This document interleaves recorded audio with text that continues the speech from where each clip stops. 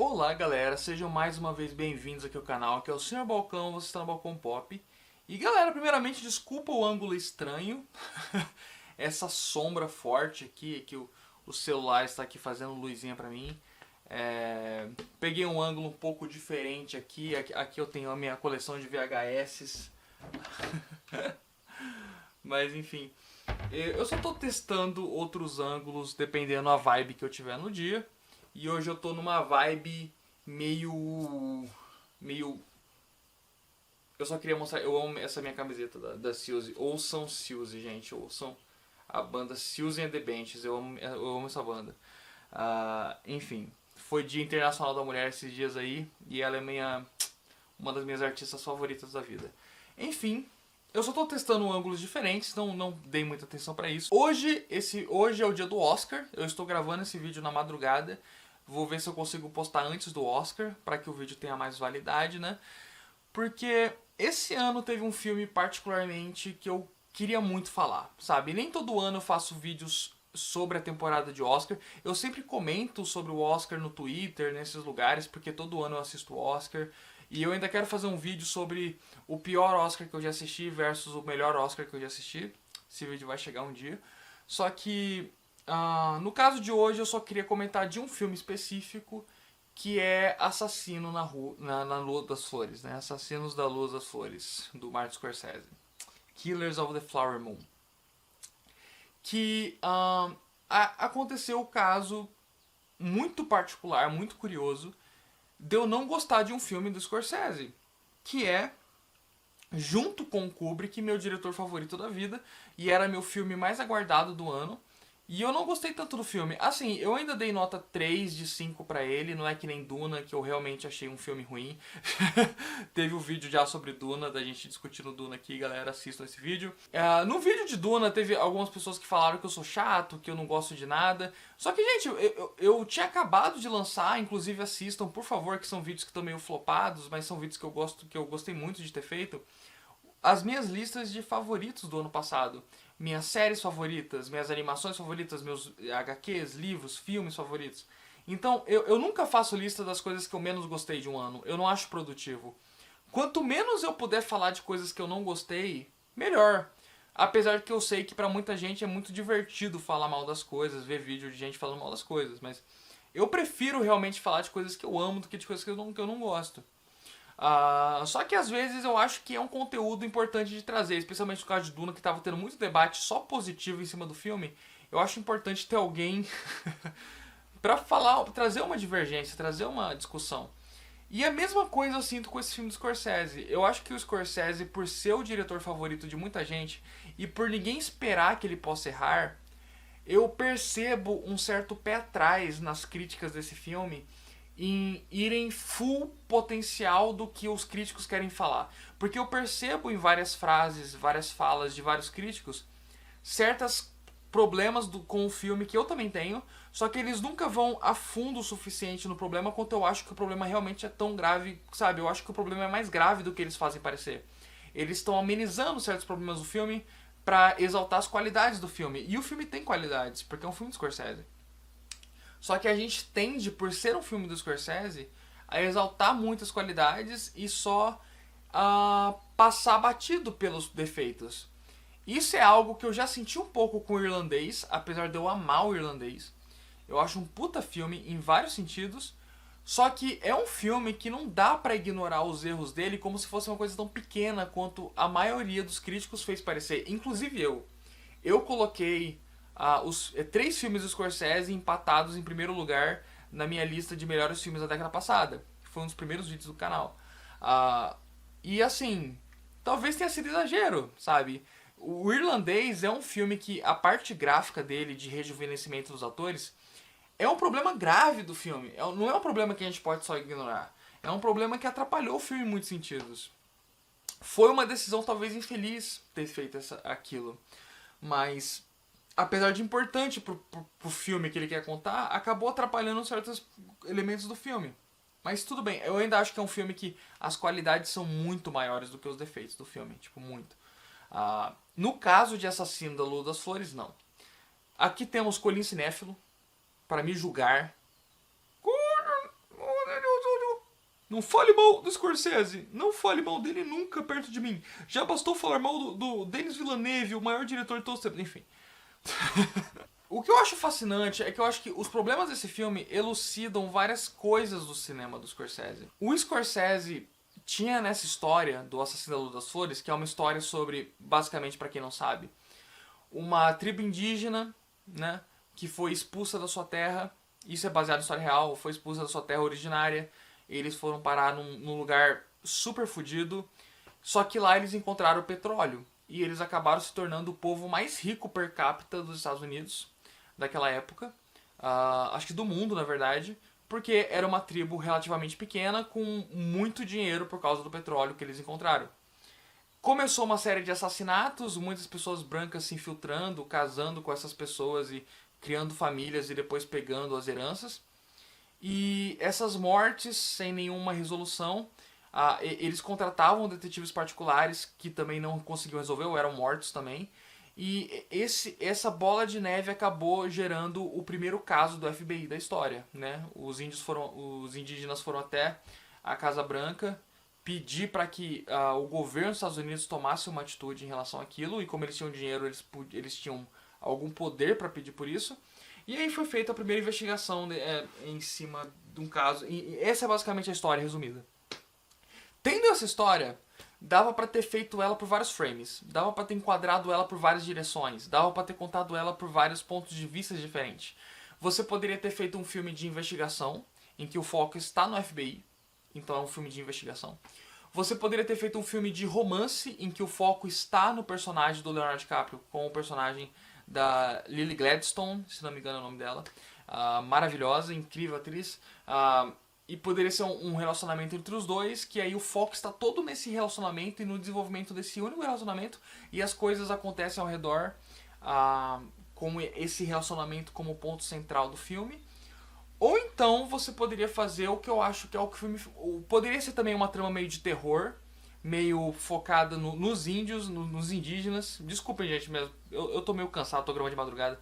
Talvez eu fale alguns termos linguísticos batidos, tá? Mas não levem pro lado pessoal. Mas assim, podia ter sido todo focado nos indígenas e como eles... E o terror deles estarem sendo mortos um por um. Então focar nas vítimas, certo? Que é o que muitas pessoas pediram para que o filme fizesse, que o filme tivesse sido. Ou então você pode ter a decisão que o Scorsese tomou, que é fazer o clássico filme de odisseia criminosa pelo qual ele popularizou o cinema dele. E assim, é uma ótima estrutura e o Scorsese é o mestre dessa estrutura.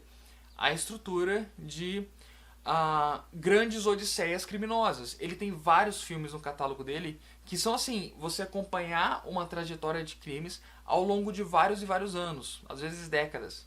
Então temos clássicos absolutos como Bons Companheiros, Lobo de Wall Street, Cassino, O Irlandês. Todos são filmes que contam grandes odisseias criminosas ao longo de décadas, o que Assassino na Lua das Flores também foi um caso desse. Você tem vários e vários e vários anos de um crime que se persiste, por um crime que segue. E aí o filme faz essa mesma decisão, o mesmo frame que ele fez em outros filmes dele, de contar a história pelo ponto de vista dos criminosos, certo? No caso, o Robert De Niro, o Leonardo DiCaprio. O filme logo no início deixa bem claro que são eles os criminosos, e o filme vai seguindo mais por uma lógica clássica dessas odisseias do Scorsese, que é focar nos criminosos, eles tentando apagar os crimes deles, eles tentando lidar com a enxurrada de problemas que vai crescendo cada vez mais. Então vamos lá. O filme, obviamente, vai ter qualidades que são típicas do cinema do Scorsese. Uma ótima trilha sonora, muito bem calculada. Você vai ter uma grande direção, grandes ângulos. É um filme que respira, sabe? O Scorsese, mesmo no seu pior, as críticas que eu fiz a Duna, sabe? Sobre ser um filme sem vida, um filme muito burocrático, muito protocolar.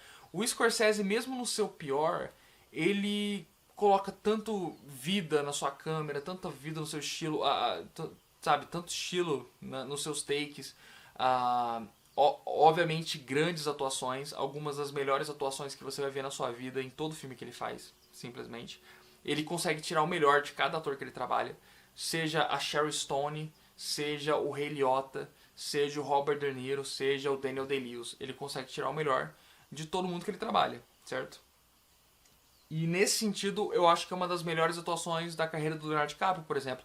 Então, o filme já tem várias qualidades só por ser um filme de alta produção feita pelo Scorsese de uma grande história. Então, o filme, assim, eu acho difícil não ter 3 estrelas garantidas por isso. Mas, pro peso dessa história, pro peso do Scorsese enquanto cineasta, e pro peso que esse filme chega no Oscar, eu acho que é um filme que deixa muito a desejar, porque eu acho que o frame que o Scorsese fez dessa história foi extremamente infeliz. O Scorsese tem uma forma de dirigir as odisseias criminosas dele que é bem clara, você vai perceber nos filmes. Ele dirige com muito sarcasmo, ele dirige com muito humor negro, ele dirige com uma certa frieza, uma certa banalidade pela violência. Então os personagens morrem e foda-se, sabe? Eles matam o personagem e estão comendo na casa da mãe de um dos criminosos depois e fazendo piada.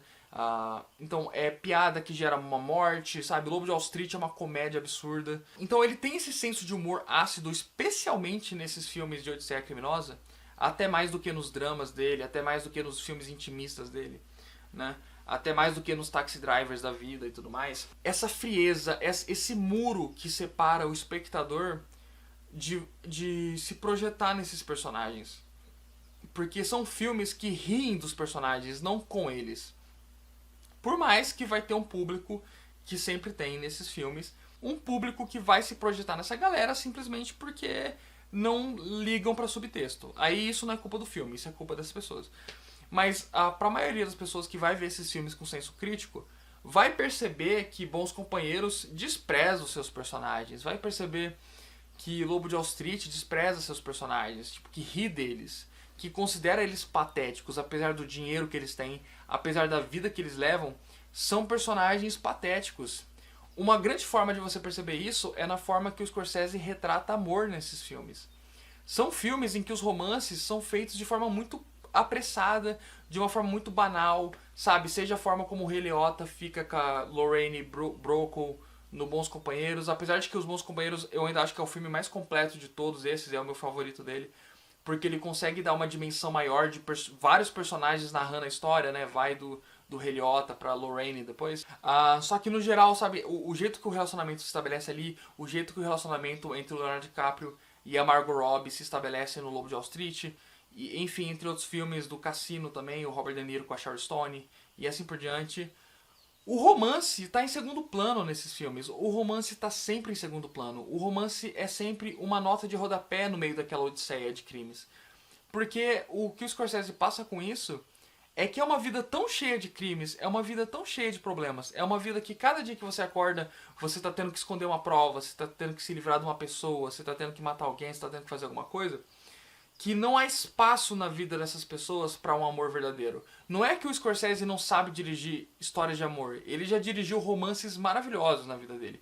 É que ele decide não contar essas histórias porque não é essa história que ele quer contar. Ele quer contar uma história justamente com muito humor, com muito estilo, com muita, sabe, vivacidade. Ele tem uma capacidade de storytelling absurda de te capturar numa história. E Assassino na Lua das Flores também tem essa capacidade de tipo, te segurar na mão durante a história inteira. E elas te propõem a você olhar com um certo desprezo por esse mundo de crimes, não com um ar de admiração por eles. É um frame que funciona com todos esses filmes que eu falei. Funciona com Cassino, funciona com Bons Companheiros, funciona com o Irlandês, funciona com o Lobo de Wall Street. Por quê? Porque são todos filmes sobre pessoas filhas da puta lidando com pessoas filhas da puta. E sempre os crimes que acontecem são quase sempre de mafiosos contra eles mesmos, de mafiosos contra mafiosos. No caso de Lobo de Wall Street, sabe, ricões dando golpe em outros ricões. E quando você tem esse tipo de frame, não importa, assim, não tem por que ter mesmo, tipo, não há muito espaço, nem a necessidade de você ter uma certa compaixão em certos momentos do filme. Quando a gente traz para Assassino da Lua das Flores, é um outro caso, é uma outra história que necessitava de uma sensibilidade que não existe nesse filme. é um filme frio, só que ele tá lidando com uma situação em que claramente existia um opressor e um oprimido, entendeu? Existia claramente os grandes criminosos e as grandes vítimas. E aí, quando você dirige esse filme com o mesmo olhar frio, com o mesmo sentimento de distanciamento, com o mesmo humor ácido que você dirigiria um filme de gangster qualquer, você tá privando o público de se emocionar com essa história. Porque é um filme que acontecem mortes terríveis com pessoas muito boas, com pessoas inocentes, só que ele dirige isso com a mesma insensibilidade com que ele dirigiria uma morte em Os Bons Companheiros, sabe? Então a cena da morte da indígena, que é mostrada no final, mais pro final do filme, na cena do tribunal, é dirigida com o mesmo senso de humor sarcástico que ele dirigiria uma cena de Cassino, por exemplo, ou de Bons Companheiros. E não é uma cena que deveria passar esse tipo de ar de desprezo. Tudo bem que naquela cena específica até tem um fator de banalidade que ele está tentando mostrar sobre como essas pessoas são horríveis. Mas no filme em geral, o jeito que os personagens vão simplesmente morrendo sem você nunca aprender nada sobre eles, sem você nunca saber nada sobre eles, de forma que te priva de sentir a morte deles com o impacto que deveria, é muito, sabe, atrapalha muito você se conectar com uma história muito pesada e muito diferente das outras odisseias criminosas que o Scorsese já trabalhou. Outro caso muito central disso, de um problema central do filme pra mim, é o romance do Leonardo DiCaprio com a Lily Gladstone, que, mais uma vez, deveria ser um foco central do filme e deveria ser um puta romance bem desenvolvido. Porque não é qualquer romance. Não é o romance do Leonardo DiCaprio do Jordan Belfort com a Margot Robbie no Lobo de Wall Street, sabe? Não é aquele romance de fachada, aquele romance de pessoas ricas que só ligam pra dinheiro. É um romance de uma mulher apaixonada e um cara que talvez tenha ou não se apaixonado. E você pode criar essa discussão no filme, só que não foi bem desenvolvido. Foi desenvolvido com o mesmo tempo de tela que qualquer outro romance nesses filmes de gangster do Scorsese normalmente desenvolve seus romances. Em poucas cenas, poucos diálogos, direto pra casamento. Tá ligado? Então, esses problemas graves do filme te privam de sentir todo o peso daquele relacionamento pra história. Te priva de sentir o peso das cenas do tribunal. Te priva de sentir o peso dessa história que está sendo contada com a tristeza que ela quer passar. É um filme que trabalha de uma forma fria e insensível um tema muito mais sensível do que as outras odisseias criminosas que o Scorsese já trabalhou na vida. E por isso eu acho que é um filme que às vezes soa até um pouco de mau gosto. O único momento do filme que eu acho absolutamente genial, absolutamente brilhante, e consegue ser um pouco redimir um pouco o filme pra mim de não ser um filme verdadeiramente problemático, é a cena final. A cena final em que o Scorsese enquadra todo esse crime que a gente viu numa espécie de podcast true crime, que é uma coisa, um gênero muito famoso hoje em dia no mundo das redes sociais e da internet. Quando ele enquadra esse crime todo naquela visão daquela cena do palco, com todo mundo fazendo a sonoplastia dos eventos e contando o que aconteceu com as pessoas históricas da história depois que aconteceu a investigação, é um momento do filme que chama para uma realidade muito atual, muito verdadeira, e coloca em xeque o sensacionalismo das histórias de true crime, ao mesmo tempo que mostra a importância de existir um fascínio das pessoas por histórias assim, para que a gente evite que essas histórias continuem acontecendo. E aí, em seguida a essa cena, nós temos a cena final mesmo do filme, que é dos indígenas se unindo e mostrando que, no final das contas, só eles poderiam realmente se ajudar no meio de uma terra que os rejeita. E isso é um final que eu acho muito bonito, que eu acho muito justo para essa história, sabe? Que evita questão de Salvador Branco, que evita a ideia de que o FBI fez uma grande ajuda para essa galera. Mostra que no final o que salva essas tradições, e o que salva essas culturas, e o que salva esses povos oprimidos é a própria boa vontade, força e fé desses povos acima de qualquer questão política ou do que o Estado pode realmente ajudar essas pessoas no geral, ou que ajudou no passado quanto poderia ter ajudado, né? Enfim, galera, eu queria muito tirar esse peso da minha cabeça e eu queria muito falar essa é a minha opinião sobre o filme. E eu quero saber o que vocês acham, o que vocês acharam do filme, o que vocês acham dessa opinião que eu tive sobre o filme. E se vocês estão ansiosos pro Oscar, qual que é a torcida de vocês pro Oscar? Eu vou dizer a verdade, eu ainda tô torcendo mais pro Scorsese do que pro Nolan, só porque eu quero muito ver o Scorsese ganhando um Oscar na minha frente ao vivo. E eu quero estar vivo pra ver isso, o segundo Oscar do maior diretor de todos os tempos, o maior diretor vivo da história. Eu sinto que esse filme do Oppenheimer foi uma evolução na carreira do Nolan, então eu ainda acho que ele vai fazer um filme melhor que esse depois. Eu não acho que esse seja o auge dele pra ele ganhar um Oscar por esse filme. Mas de qualquer forma eu tô torcendo bastante pro Scorsese, apesar dos pesares que eu tenho com esse filme. Eu não acredito naquilo de que o Oscar tem que ser pro melhor filme do ano mesmo e não porque merece mais ao longo da história, porque o Oscar nunca foi sobre isso. Sabe, o Oscar é uma aleatoriedade. Cada ano eu vou torcer pra alguma coisa diferente, dependendo do feeling, da vibe da questão, mais do que sobre qual que eu acho que é o melhor de todos. Porque porque não existe justiça no Oscar, entendeu? O que existe no Oscar é pura torcida banal e vazia. Então, se fosse, na minha opinião, pra ganhar o melhor filme, eu acho que ganharia Anatomia de uma Queda. Melhor filme, melhor direção. É o meu filme favorito dos indicados. E melhor roteiro, o The Holdovers, talvez, do Alexander Payne, ou Barbie, não sei. Mas em termos de direção, melhor filme, se for pra ir pra alguns dos favoritos, eu tô torcendo muito mais pro Scorsese por uma questão de bias mesmo, por uma questão de viés, mais do que qualquer outra coisa.